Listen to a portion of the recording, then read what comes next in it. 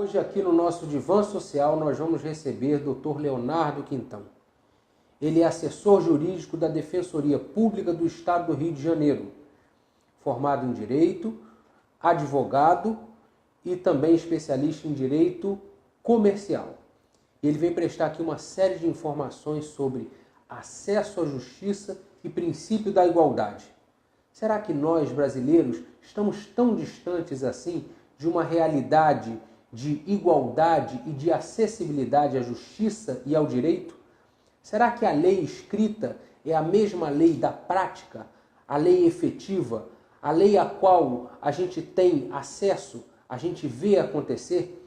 Tudo isso será respondido, pensado e questionado aqui hoje no nosso Divã Social. Mas, sobretudo, existe uma palavra-chave nesse nosso bate-papo de hoje: a esperança. A esperança de que a justiça seja efetivamente igualitária e equinânime.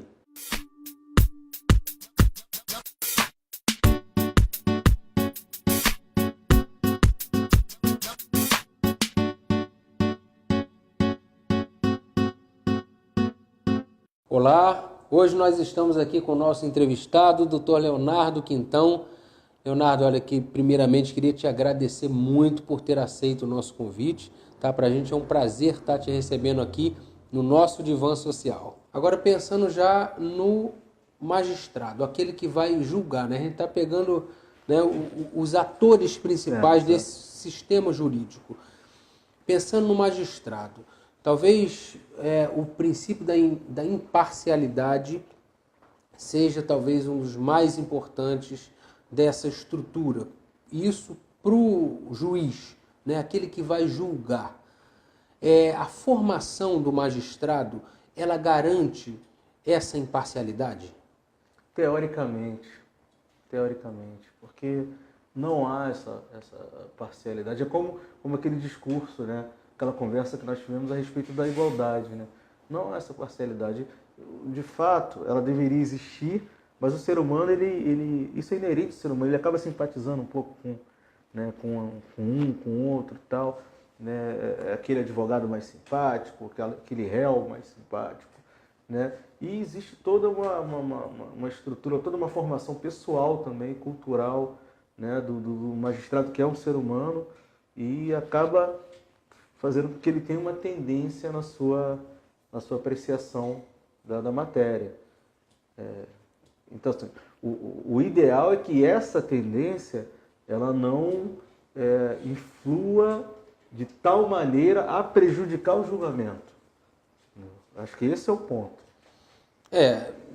A gente deseja muito, né, que isso na prática, essa imparcialidade, ela efetivamente não prejudique que o julgamento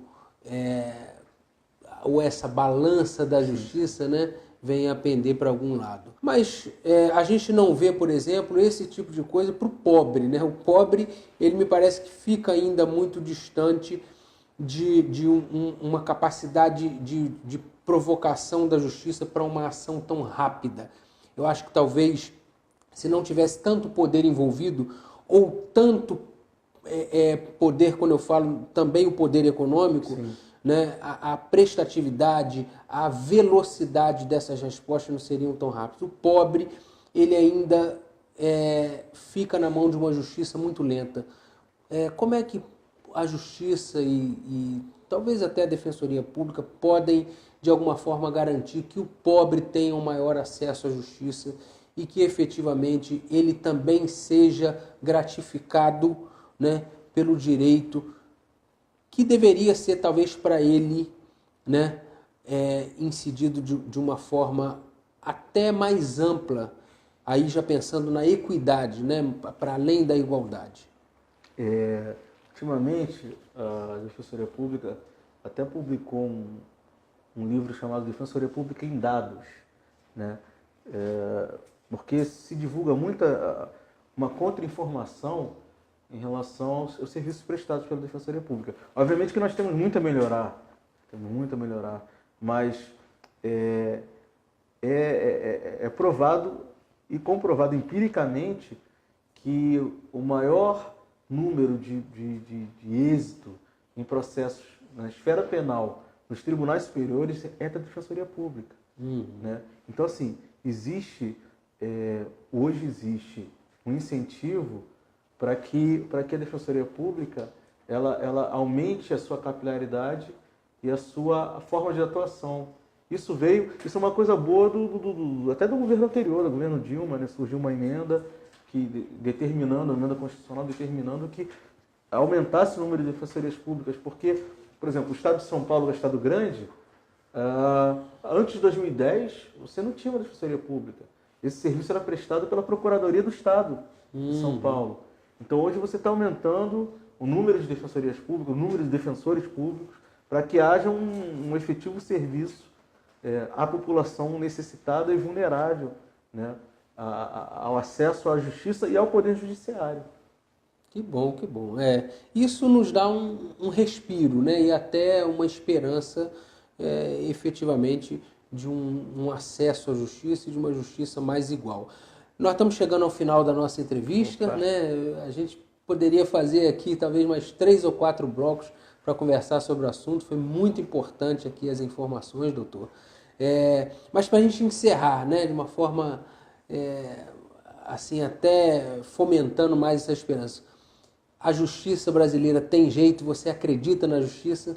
Temos que acreditar, precisamos acreditar, né? E que a justiça realmente ela se torne mais célere, mais acessível àqueles que necessitam, né? Eu ainda tenho esperança, né? Uma esperança combalida, mas eu tenho esperança. Assim, com certeza. Todos nós temos, isso é muito importante para a gente. Quero te agradecer aí, né, por estar aqui com a gente, por prestar informações tão valiosas aos nossos telespectadores e dizer que a justiça, ela sim, ela é um caminho da esperança. As nossas leis aqui no Brasil evoluíram muito e hoje a gente tem que pensar que a igualdade, ela é um caminho de amadurecimento. Talvez ainda não esteja, a balança ainda não esteja tão compassada. Talvez a venda ainda deixe escapar algum olhar, algum fecho de luz, né, que comprometa em alguns momentos. Mas isso é um percurso e a gente tem que ter esperança. E o cidadão precisa lutar também pelas suas leis. E assim a gente termina hoje o nosso Divã Social. Muito obrigado, um abraço a todos.